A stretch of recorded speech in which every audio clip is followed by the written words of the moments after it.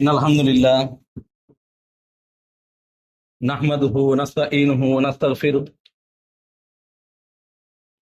व नऊज़ु बिल्लाहि मिन शुरूरि अनफुसिना मिन सय्यिआति अमालिना मय यहदिहिल्लाहु फला मुदिल्ल लहु व मय युद्लिल्हु फला हादिय लहु व अशहदु अन ला इलाहा इल्लल्लाह वहदहु ला शरीक लहु व अशहदु अन्न मुहम्मदन अब्दुहु व रसूलुहु। बिस्मिल्लाहिर रहमानिर रहीम। या अय्युहन्नासु इत्तक़ू रब्बकुमुल्लज़ी खलक़कुम मिन नफ्सिन वाहिदा व खलक़ मिन्हा ज़ौजहा व बस्स मिन्हुमा रिजालन कसीरन व निसाअ वत्तक़ुल्लाहल्लज़ी तसाअलूना बिही वल अरहाम इन्नल्लाह काना अलैकुम रक़ीबा। क़ाल अल्लाहु सुब्हानहु व तआला फ़ी क़ुरआनिहिल करीम कअन्नहुम यौम यरौना मा युअदून लम यल्बसू इल्ला साअतम मिन नहार कअन्नहुम यौम यरौनहा लम यल्बसू इल्ला अशियतन औ दुहाहा। क़ाल अल्लाहु सुब्हानहु व तआला क़ाल कम लबिस्तुम फ़िल अर्दि अदद सिनीन क़ालू लबिस्ना यौमन औ बअद यौम फ़स्अलिल आद्दीन क़ाल इन लबिस्तुम इल्ला क़लीलन लौ अन्नकुम कुंतुम तअलमून। क़ाल रसूलुल्लाह सल्लल्लाहु अलैहि वसल्लम इज़ा अश्तद्दल हर्रु फ़अस्बिदू अनिस्सलाति ला सलाता बिहदरति तआमि वला हुवा युदाफ़िहुल अक़बसानि। रवाहु मुस्लिम। अम्मा बाद फ़इन्न खैरल हदीस किताबुल्लाह व खैरल हदी हदी मुहम्मदिन सल्लल्लाहु अलैहि वसल्लम शर्रल उमूरि मुहदसातहा व कुल्लु मुहदसतिन बिदअ व कुल्लु बिदअतिन ज़लाला व कुल्लु ज़लालतिन फिन्नार। या अय्युहल्लज़ीना आमनु इत्तक़ुल्लाह वक़ूलू क़ौलन सदीदा युस्लिह लकुम आमालकुम व यग़फिर लकुम ज़ुनूबकुम व मय युतिइल्लाह व रसूलहु फ़क़द फ़ाज़ फ़ौज़न अज़ीमा। या अय्युहल्लज़ीना आमनु इत्तक़ुल्लाह हक़्क़ तुक़ातिही व ला तमूतुन्ना इल्ला व अंतुम मुस्लिमून। सुब्हानक ला इल्म लना इल्ला मा अल्लमतना इन्नका अंतल अलीमुल हकीम। रब्बि इश्रह ली सदरी व यस्सिर ली अमरी वहलुल उक़दतम मिन लिसानी यफ़क़हू क़ौली। रब्बी ज़िदनी इल्मा रब्बी ज़िदनी इल्मा रब्बी ज़िदनी इल्मा।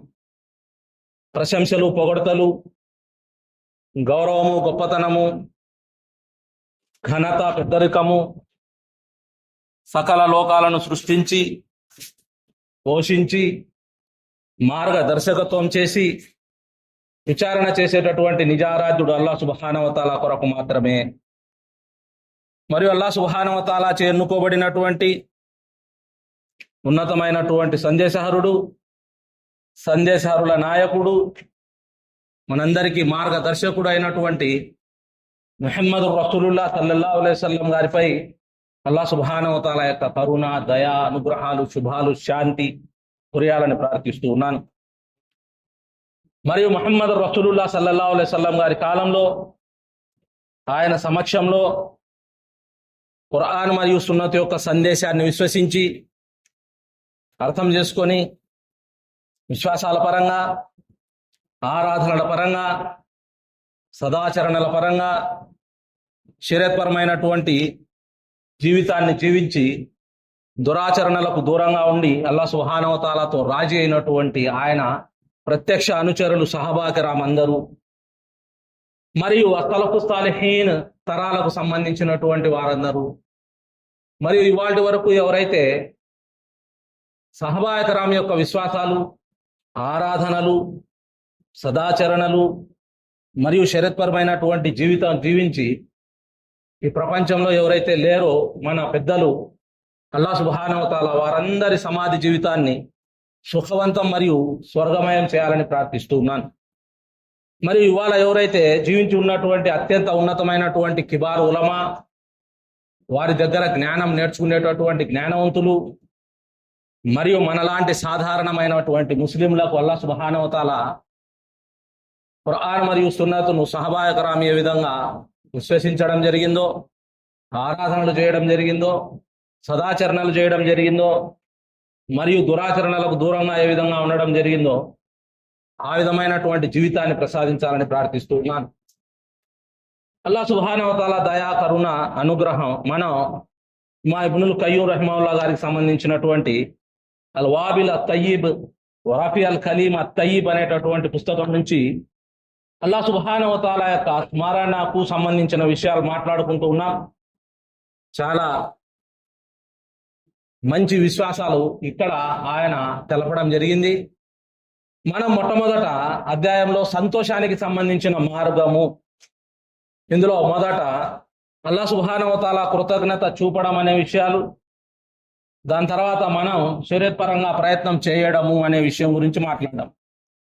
రెండో అంశంలో మంచి ఆచరణలు అంటే ఏమిటి, అసలు చెడు ఆచరణలు అంటే ఏమిటి, వాటి యొక్క వాస్తవికత గురించి మనం మాట్లాడుకోవడం జరిగింది.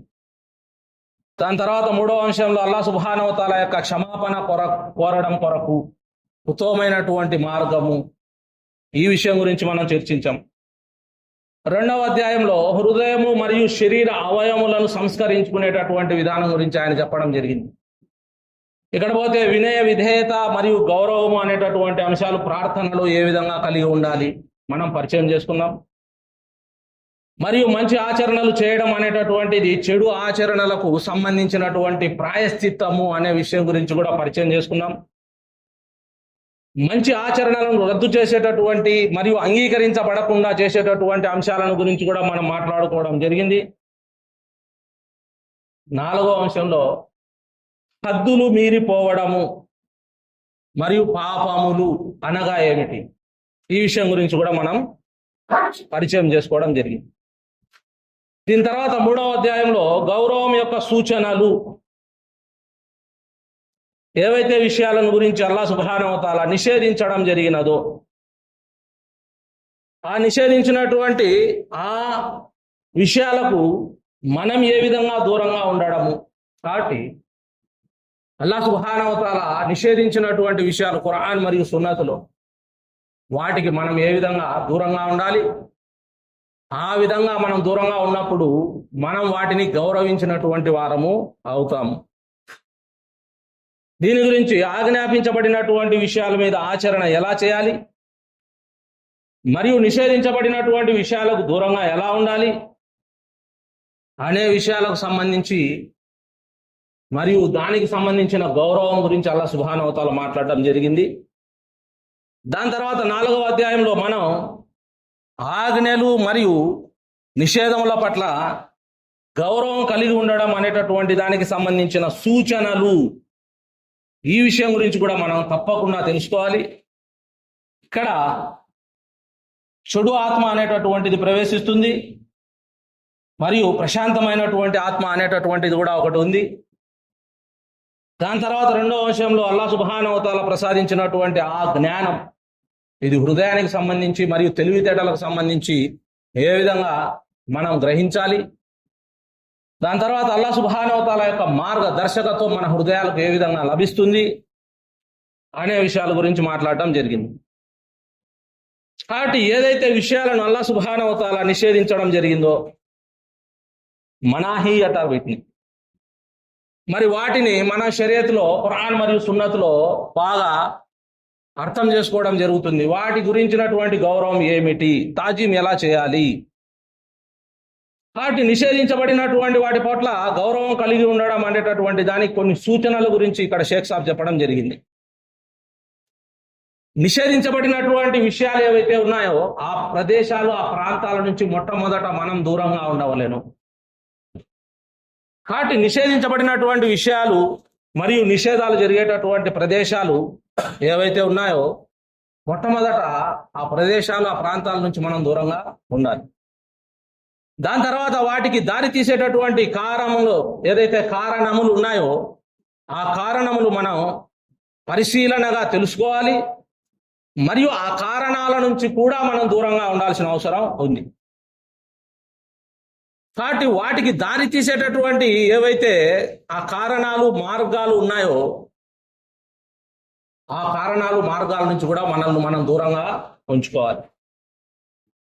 కాబట్టి ఎవరైతే వ్యక్తి ఎటువంటి ప్రదేశాల నుంచి, ఎటువంటి పరిస్థితుల నుంచి, ఎటువంటి వ్యక్తుల నుంచి దూరంగా భయపడి పారిపోతాడో అటువంటి వ్యక్తి మాత్రమే తన్ను తాను నిషేధాల నుంచి కాపాడుకోగలడు. కాబట్టి నిషేధాల నుంచి దూరంగా ఉండడము అంటే దానికి ఇమామ్ ఇబ్నుల్ ఖయ్యూమ్ గారు ఈ విధమైనటువంటి విషయాల గురించి ఇక్కడ చెప్పడం జరిగింది. కాబట్టి నిషేధిత పనులు చేసేటటువంటి వారంతా ఒక చోట జమ అయితే అక్కడి నుంచి షరియత్ విరుద్ధమైనటువంటి పరిస్థితులన్నీ కూడా ఉత్పన్నం కావడం జరుగుతుంది. కాబట్టి ప్రపంచంలో చాలా మంది ఖురాన్ సున్నత్ పేరుతో వర్గాలుగా, విభేదాలుగా, రకరకాల ఈ విధమైనటువంటి వ్యతిరేకతలు ఉమ్మతలో కలిగి ఉన్నారంటే కారణం నిషేధాల గురించి తెలియదు, నిషేధాలు జరిగే ప్రదేశాల నుంచి దూరంగా ఉండడం తెలియదు, నిషేధాలు చేసేటటువంటి వ్యక్తుల నుంచి మనం భయపడవలసినటువంటి పరిస్థితి ఉంది అనేటటువంటిది కూడా వారికి తెలియదు. కాబట్టి నిషేధించినటువంటి ఆచరణలు చేస్తూ కూడా ఆ నిషేధించినటువంటి ఆచరణలు చేస్తూ బడాయి చెప్పుకునేటటువంటి వారు, ఇటువంటి వారితో ఇంకా చాలా ధర్మపరమైన నష్టాలు జరుగుతాయి. నిషేధిత పనులు చేస్తూ మరియు దానికి సంబంధించినటువంటి బడాయిని చెప్పుకుంటూ మేము ముస్లింలము అని తిరిగేటటువంటి వారి ద్వారా వారికి మరియు ఉమ్మతుకు మరియు సమాజానికి కూడా చాలా రకాల సమస్యలు జరుగుతాయి. కాబట్టి ధర్మ సమ్మతంగా ఏవైతే విషయాలను అనుమతించబడడం అనేటటువంటి దాని యొక్క జ్ఞానం, పరిజ్ఞానం ఎవరి దగ్గర అయితే ఉన్నదో అటువంటి వారు ఈ నిషేధాలకు సంబంధించినటువంటి జ్ఞానం, పరిజ్ఞానం అస్సలే తెలుసుకునే పరిస్థితి ఉండదు.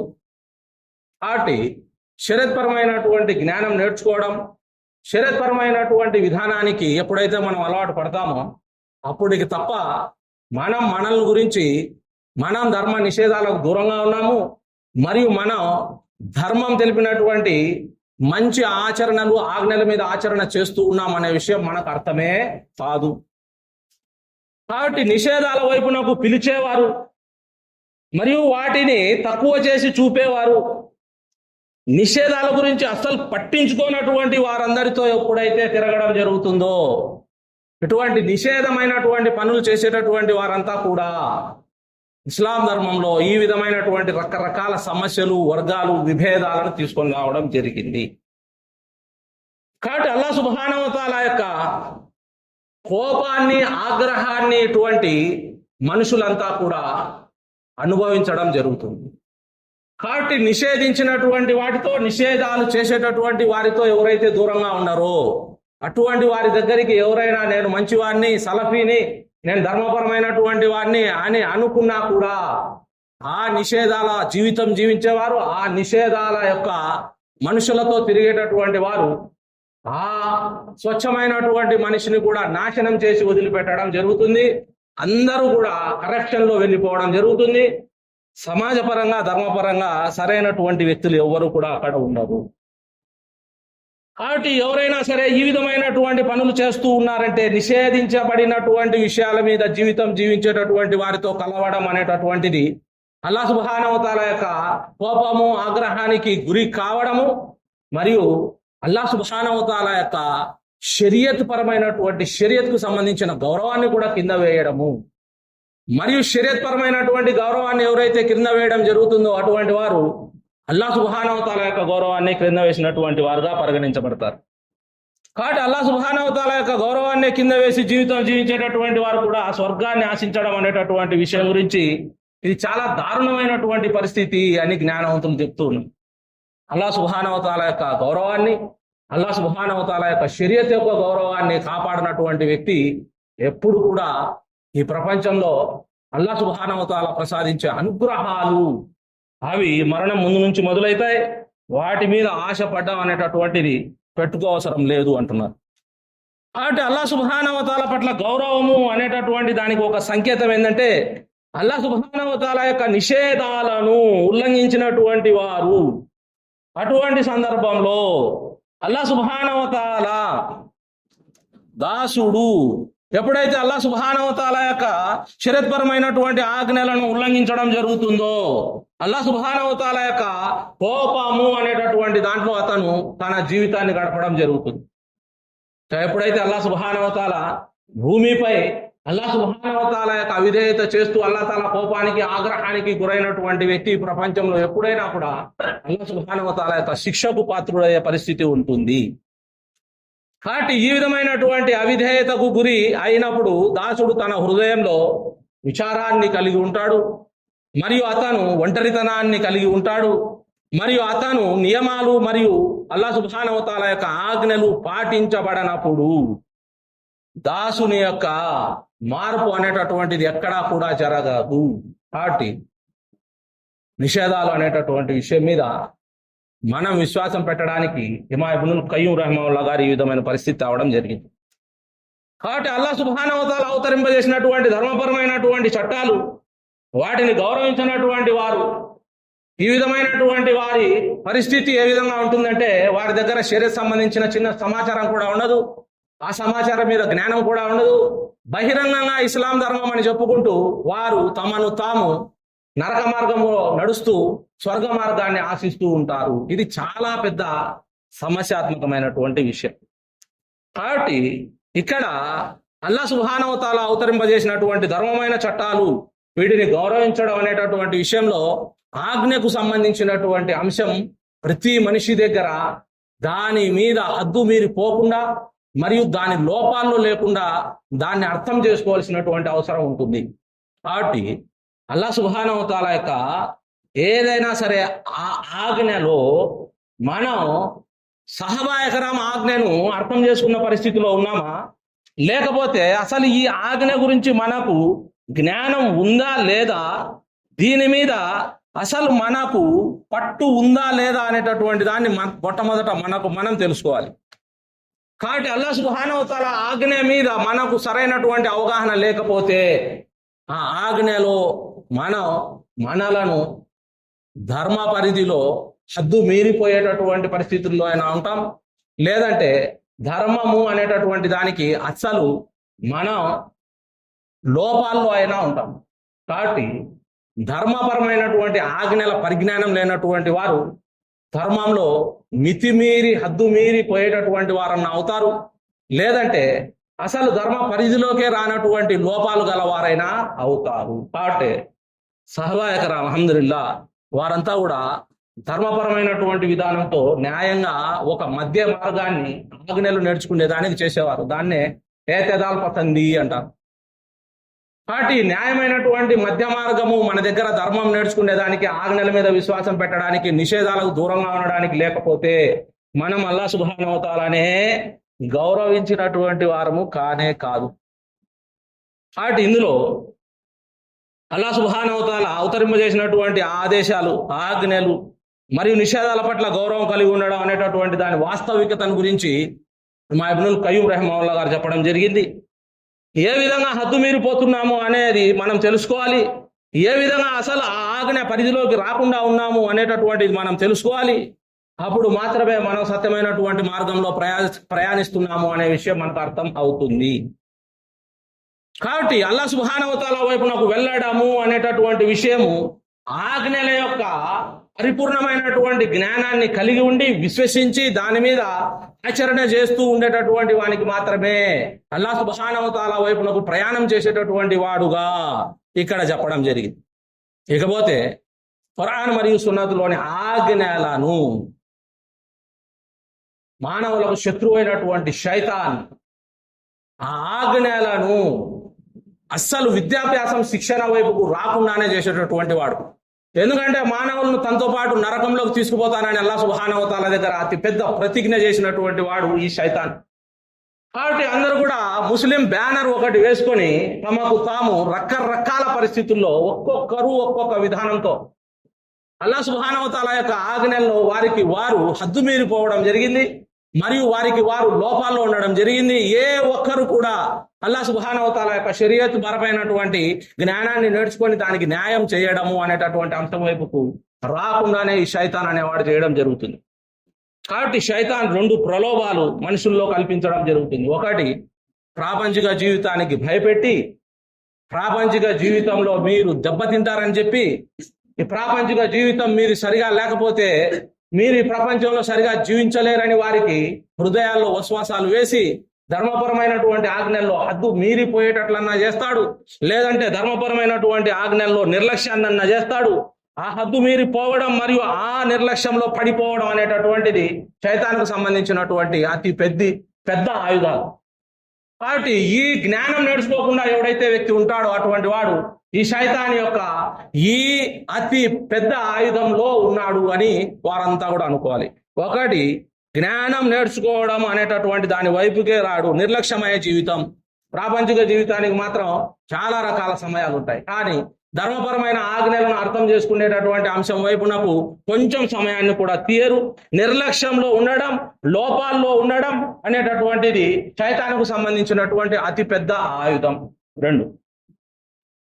రెండు హద్దులు మీరిపోయేటట్లు చేయడం. ధర్మంలోకి వచ్చిన తర్వాత ధర్మం గురించి అసలు అవగాహన లేదు, పరిజ్ఞానం లేదు, జ్ఞానము లేదు, దాన్ని మనం నేర్చుకోలేదు, తెలుసుకోలేదు, దాని గురించి అసలు మనం పట్టించుకోలేదు. అటువంటి వారు హద్దులు మీరిపోవడం ధర్మపరమైనటువంటి విషయాలు మాకే అంతా తెలుసు అన్నట్టు ప్రవర్తించేటటువంటి విధంగా చేయడం శైతాన్ యొక్క రెండో ఆయుధం. కాబట్టి ధర్మపరంగా ముహమ్మద్ రసూలుల్లాహ్ సల్లల్లాహు అలైహి వసల్లం గారు ఆయన సహబాయ కిరాంకి ఎప్పుడైతే ప్రత్యక్ష శిక్షణ ఇవ్వడం జరిగిందో, దాని తర్వాత ఆయన మరణించిన తర్వాత శైతాన్ అనేటటువంటి వాడు ఉమ్మత్తులో విజృంభించడం జరిగింది.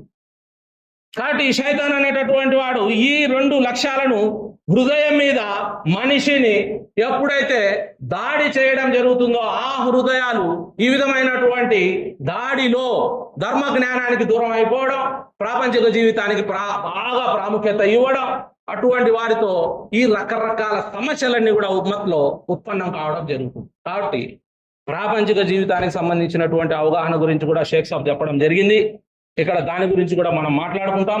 అల్లాహ్ సుబ్హానహు వ తఆలా ఏదైతే శైతాన్ దాసుడి హృదయంలో ఏకకాలంలో లక్ష్యంగా చేసుకొని మరీ దాడి చేసేటటువంటి 2 అంశాలు, అల్లాహ్ సుబ్హానహు వ తఆలా ఆజ్ఞ గురించినటువంటి సరైన అవగాహన లేకపోవడము, ఆజ్ఞలో హద్దు మీరిపోవడం, లేదా ఆజ్ఞ గురించి అసలు వానికి జ్ఞానమే లేకపోవడం, లోపంలో ఉండడం, మరియు ఇస్లాం పేరు చెప్పుకొని ఇస్లాం పేరు మీద మేము ఇస్లాం వాళ్ళము అని చెప్పుకుంటూ ఆ ఆజ్ఞల మీద గౌరవం లేకుండా, ఆ ఆజ్ఞల ఆచరణ మీద గౌరవం లేకుండా ఈ ప్రపంచంలో తమకు తాము నష్టం చేసుకునేటటువంటి పరిస్థితిని శైతాన్ తీసుకొని రావడం జరుగుతుంది. అప్పుడు శైతాన్ అనేటటువంటి వాడు ఈ విధంగా హృదయం మీద దాడి చేయడం, అప్పుడు ఈ దాడి అనేటటువంటిది ఎప్పుడు ఎవరి మీద చేస్తారంటే శైతాన్ అనేటటువంటి వాడు ఈ ప్రాపంచిక జీవిత వ్యామోహం ఎక్కువగా ఉండి ధర్మజ్ఞానం అనేటటువంటి దాన్ని నేర్చుకోలేనటువంటి బద్ధకం గలవారు, సోమరితనం గలవారు, అశ్రద్ధ కలిగినటువంటి వారిని శైతాను ఒక టార్గెట్ గా చేసుకోవడం జరుగుతుంది. అటువంటి వారి మీద సులభంగా దాడి చేయడం జరుగుతుంది. కాబట్టి ఈ ప్రాపంచిక జీవితంలోనే మనం స్వర్గానికైనా వెళ్ళాలి, లేదా నరకానికైనా వెళ్ళాలి. మరి ఈ ప్రాపంచిక జీవితంలోనే మనం అల్లాహ్ సుబ్హానహు వ తఆలా యొక్క ఆజ్ఞలను గౌరవించడము, నిషేధాలకు దూరంగా ఉండేటటువంటి అనే విషయాన్ని గౌరవించడం తెలుసుకోకపోతే శైతాన్ యొక్క దాడులు ఈ విధంగా ఉంటాయి. కాబట్టి మనిషి ధర్మ జ్ఞాన పరంగా అతని నిర్లక్ష్యంలో, అశ్రద్ధలో, వాయిదా వేయడంలో, ఉదాసీనతలో మరియు ఈ విధమైనటువంటి పరిస్థితుల్లో ఎవరైతే ఉంటారో అటువంటి వారి మీద శైతాన్ దాడి, ఆ దాడి అనేటటువంటిది సులభంగా జరుగుతూ ఉంటుంది వారి హృదయం మీద. మరియు వారి యొక్క మాటల ద్వారా ఆ శైతానుకు సంబంధించినటువంటి ఆ విషయాలన్నింటినీ వారు బహిరంగంగా వ్యక్తపరచడం కూడా జరుగుతూ ఉంటుంది. కాబట్టి ఇక్కడ ఎవరైతే శైతాన్ అనేటటువంటి వాడు ఈ విధంగా హృదయం మీద దాడి చేయడం జరుగుతుందో వారి యొక్క నాలుక మీద అదుపు ఉండదు, వారి యొక్క చూపు మీద అదుపు ఉండదు, వారి యొక్క చేతుల మీద అదుపు ఉండదు, కాళ్ళ మీద అదుపు ఉండదు, వారి యొక్క కడుపు మీద అదుపు ఉండదు, వారి వినికిడి మీద అదుపు ఉండదు. ప్రతి ఒక్క విషయంలో వాడి శరీరకు విరుద్ధమైనటువంటి పనులు చేసుకుంటూ జీవిస్తూ ఉంటాడు. ఇస్లాం పేరును మాత్రం చెప్పుకుంటూ ఉంటాడు. కాబట్టి శైతాన్ దాడి అనేటటువంటిది దారుణంగా ఉంటుంది. కాబట్టి శైతాన్ అనేటటువంటి వాడు ఈ ప్రపంచం అనేటటువంటి దాన్ని చూపించి ఈ బద్ధకం, సోమరితనం అనేటటువంటి ద్వారాన్ని తెరవడం జరుగుతుంది. ఇక్కడ ప్రతి ఒక్కరు కూడా ఈ ప్రాపంచిక జీవితపు వ్యామోహానికి లోనైపోయి ధర్మపరంగా జ్ఞానం నేర్చుకోలేనటువంటి బద్ధకస్తులుగా, సోమరితనం గలవారుగా, ఈ విధంగా వాడు తయారు చేయడం జరుగుతుంది. ఈ విధంగా తయారైనటువంటి వారంతా కూడా ధర్మపరంగా దారుణమైనటువంటి పరిస్థితుల్లో ఉండడం జరుగుతుంది. ఇకపోతే దాసుడు అప్రమత్తంగా ఉన్నాడు, సోమరితనం లేదు, బద్ధకం లేదు, వాడి దగ్గర మంచి హుషారుగానే ఉన్నాడు. అటువంటి దాసుని శైతాన్ ఏం చేస్తాడంటే అతను అరే ఈ విషయాల మీద అతను గంభీరంగా ఉన్నాడు, చాలా చలాకీగా ఉన్నాడు అనేటటువంటి విషయాన్ని గ్రహించి శైతాన్ దాసుడికి మరొక ద్వారాన్ని తెరవడం జరుగుతుంది. ఈ ద్వారం ఏంటంటే వస్వాసాలు వేయడం, ప్రాపంచిక జీవిత విషయాల గురించి బాగా తెలుసుకోవాలి, ప్రాపంచిక జీవితంలో ఏం జరుగుతా ఉంది, ప్రతి ఒక్క మనిషితో తన యొక్క సంబంధాలను పెట్టుకోవడం, తనకు సంబంధించిన ధర్మ జ్ఞానాన్ని ఆ విధంగా సమయం వృధా చేసుకొని పోగొట్టుకోవడం. కాబట్టి ప్రాపంచిక జీవితం మరియు ప్రపంచంలో జీవించేటటువంటి ఈ దారుణమైనటువంటి మనుషులు కేవలం ప్రాపంచిక జీవితం కోసం జీవించేటటువంటి మనుషులతో ఎక్కువగా సమయాన్ని దుర్వినియోగం చేసుకునేటటువంటి విషయంగా వస్వాసాలు వేయడం జరుగుతుంది.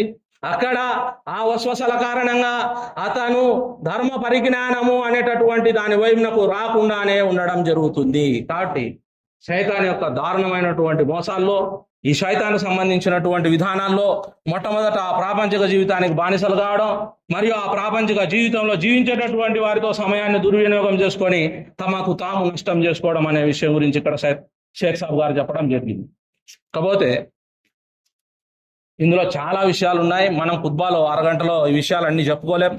అల్లాహ్ సుబ్హానహు వ తఆలా మనందరికీ ఏదైతే ధర్మపరమైనటువంటి విషయాలు ఉన్నాయో, ఆ నిషేధాలకు సంబంధించిన ఆజ్ఞలకు సంబంధించినటువంటి ఆదేశాలు, వాటి మీద పరిపూర్ణమైన జ్ఞానాన్ని సంపాదించి మనం ఏ విధంగా వాటి మీద ఆచరణ చేయాలి, మరియు పనికిరానటువంటి ఈ ప్రాపంచిక జీవిత వ్యామోహం నుంచి మరియు పనికిరానటువంటి ఈ ప్రాపంచిక జీవితపు మనుషులతో మనం దూరంగా పెట్టి అల్లాహ్ సుబ్హానహు వ తఆలా ఇదే ప్రపంచంలో శరీరపరమైన జీవితాన్ని జీవించే సౌభాగ్యం మనందరికి ప్రసాదించాలని ప్రార్థిస్తున్నాను.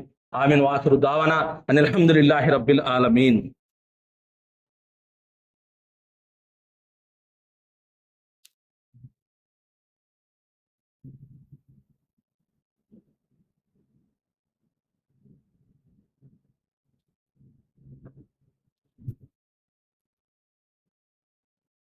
ఇన్నల్ హమ్దులిల్లాహ్ నహ్మదుహు వ నస్తഈనుహు వ నస్తగ్ఫిరుహు వ నఊజు బిల్లాహి మిన్ షురూరి అన్ఫుసినా మిన్ సయ్యిఆతి అమాలినా మన్ యహ్దిహిల్లాహు ఫలా ముదిల్ల లహు వ మన్ యుద్లిల్హు ఫలా హాదియ లహు వ అష్హదు అన్ లా ఇలాహా ఇల్లల్లాహ్ వహదహు లా షరీక లహు వ అష్హదు అన్న ముహమ్మదన్ అబ్దుహు వ రసూలుహు. బిస్మిల్లాహిర్ రహ్మానిర్ రహీం. ఇన్నల్లాహ వ మలాయికతహు يصلون على النبي يا أيها الذين آمنوا صلوا عليه وسلموا تسليما. اللهم صل على محمد وعلى آل محمد كما صليت على إبراهيم وعلى آل إبراهيم إنك حميد مجيد. اللهم بارك على محمد وعلى آل محمد كما باركت على إبراهيم وعلى آل إبراهيم إنك حميد مجيد. కాబట్టి శైతాన్ దాడి చేసేటటువంటి ఈ పరిస్థితిని గురించి ఏదైతే ఈ ప్రపంచంలోకి అల్లాహ్ సుబ్హానహు వ తఆలా మానవుణ్ణి జీవించి తిరిగి స్వర్గంలో పోవడానికి పంపిస్తే, ఈ ప్రాపంచిక వ్యామోహంలో మరియు ఈ ప్రాపంచిక ప్రజల యొక్క వ్యామోహంలో తన్ను తాను నష్టం చేసుకోవడం జరిగింది, మరియు తనకు సంబంధించినటువంటి వారిని కూడా నష్టం చేసుకోవడం జరిగింది. దీని గురించి షేక్ సాబ్ గారు ఖురాన్లో నుంచి చాలా రకాల ఆయతులను సాక్ష్యంగా పెట్టడం జరిగింది. 46 సూరాల అహకాఫ్ 35 ఆయతులు అల్లాహ్ తాలా ఏమంటారంటే, కఅన్నహుం యౌమ యరౌన మా యుఅదూన లం యల్బసు ఇల్లా సఅతన్ మిన్ నహార్.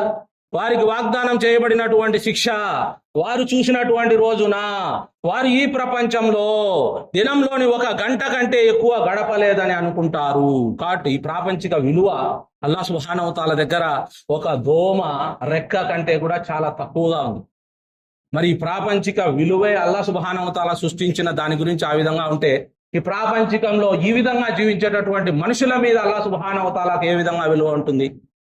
కాబట్టి ధర్మపరమైన మనుషులతో విలువ కలిగి ఉండడం అనేటటువంటి దాన్ని పక్కన పెట్టి, అధర్మపరమైనటువంటి జీవితాన్ని జీవించేటటువంటి వారితో, ఆ మనుషులతో ఈ ప్రపంచంలో మనం జీవించే జీవితం ఒక విశ్వాసికి ఇచ్చే గౌరవంలో 5% కూడా ఎక్కడా ఉండదు. ప్రాపంచిక పరంగా మనం మనుషులతో వ్యవహరించే విధానంలో మనం ధర్మపరమైనటువంటి వ్యక్తులతో కనీసం అల్లాహ్ సుబ్హానహు వ తఆలా చెప్పినట్టు వ్యవహరిస్తే ఈ ఉమ్మత్తులో అసలు వర్గాలే రావని చెప్పడం జరుగుతోంది. కాబట్టి ప్రాపంచిక జీవితపు వ్యామోహం మరియు స్వర్గం సంపాదించాలనేటటువంటి అది దారుణమైనటువంటి వ్యసనం, ఈ రెండు కలిపి మనిషి తను నష్టం చేసుకోవడం జరుగుతుంది. 79 సూరా నాజియాత్ 46 ఆయతులో అల్లాహ్ తాలా ఏమంటారంటే కన్నహum యౌమ యరౌనహా లం యల్బసు ఇల్లా అషియతన్ ఔ దుహాహా. ఆ దినమును వారు చూసినప్పుడు ఈ ప్రపంచంలో కేవలం ఒక సాయంత్రం లేదా ఒక ఉదయమో గడిపినట్లు అనుకుంటారు తప్ప ఈ ప్రపంచానికి ఎటువంటి విలువ లేదే అని ఆ విచారణ దినమున వారు అనుకోవడం జరుగుతుంది. దీని గురించి అల్లాహ్ సుబ్హానహు వ తఆలా 23 సూరా అల్ ముమినూన్ 12, 112, 113, 114 ఆయతుల్లో ఏమంటారంటే కాలకం లబిస్తుం ఫిల్ అర్ది అదద సినీన్. అల్లాహ్ సుబ్హానహు వ తఆలా ఇలా ప్రశ్నిస్తాడు, మీరు భూమిలో ఎన్ని సంవత్సరాలు గడిపారు? కాలు లబిస్నా యౌమన్ ఔ బఅద యౌమిన్ ఫస్అలిల్ ఆద్దీన్. వారు ఇలా జవాబిస్తారు, మేము అక్కడ ఒక్క దినమో లేక దినపు కొంత భాగమో ఉంటిమి, లెక్క పెట్టినటువంటి వారిని అడిగి చెబుతాము. కాల ఇల్లా బిస్తుం ఇల్లా ఖలీలన్ లౌ అన్నకుం కుంతుం తఅలమూన్. అల్లాహ్ తాలా అంటాడు, మీరు అక్కడ ఉన్నది కొంతకాలం మాత్రమే, ఇది మీరు తెలుసుకొని ఉంటే ఎంత బాగుండేది. దీని విషయం తర్వాత అల్లాహ్ తాలా ఏమంటారంటే యౌమ యున్ఫఖు ఫిస్సూరి ఫనహ్షురుల్ ముజ్రిమీన యౌమైదిన్ జుర్కా. ఆ దినమున బాకా ఊదబడుతుంది రెండవసారి. మేము ఆ దినమున అపరాధులను, నేరస్తులను, బహు ఆరాధ్యులను ఆరాధించేటటువంటి వారిని, పాపాత్ములను, అవిశ్వాసులను, అల్లాహ్ సుబ్హానహు వ తఆలా యొక్క పరిపూర్ణమైన ఏకత్వంలో అవిశ్వాసం చేసే వారిని అందరినీ ఒక చోట జమా చేస్తాము. ఆ రోజు వారి కళ్ళు దాహంతో నీలమైపోతాయి. యతఖాఫతూన బైనహుం ఇల్లబిస్తుం ఇల్లా అష్రా. వారు ఒకరినొకరు ఇలా గుసగుసలాడుకుంటారు, మీరు భూమిలో 10 రోజుల కంటే ఎక్కువ ఉండలేదు. నహను అలము బిమా యకూలున ఇజ్ యకూలు అంసాలుహుం తరీకతన్ ఇల్లబిస్తుం ఇల్లా యౌమా. వారు ఏమి మాట్లాడుకున్నారో మాకు బాగా తెలుసు. అల్లాహ్ తాలా ఏమంటున్నారంటే వారిలో మంచి జ్ఞానం గలవారు, వివేచన గలవారు మీరు కేవలం ఒక్క దినం మాత్రమే ప్రపంచంలో ఉండి వచ్చారు అని చెప్పడం జరుగుతుంది. సూరా తాహా 102, 104 ఆయతులు అల్లాహ్ తాలా ఈ విధంగా చెప్పడం జరిగింది. చివరగా ప్రవక్త ముహమ్మద్ రసూలుల్లాహ్ సల్లల్లాహు అలైహి వసల్లం గారు ఆయన సహాబానంతా జమా చేసి ఒకరోజు మగ్రిబ్ నమాజ్ సమయంలో, మగ్రిబ్ నమాజ్కు ఎప్పుడైతే సూర్యుడు అస్తమిస్తూ ఉన్నాడో పర్వతాల కింద నుంచి, అక్కడ ఆ పర్వతాలను మరియు ఆ సూర్యుడిని చూపిస్తూ ప్రవక్త ముహమ్మద్ సల్లల్లాహు అలైహి వసల్లం గారు ఏమన్నారంటే ఈ ప్రపంచం ఇప్పుడు ఏదైతే ఉదయం నుంచి సూర్యుడు ఇప్పటి వరకు ఇక్కడికి వచ్చిందో అంత అంతమైపోయింది. ఈ ప్రపంచం అంతా అంతమైపోయింది, సమయం మించిపోయింది. ఇప్పుడు మనకు ఉండేటటువంటి సమయం కేవలం ఈ సూర్యుడు అస్తమించేంత మాత్రమే.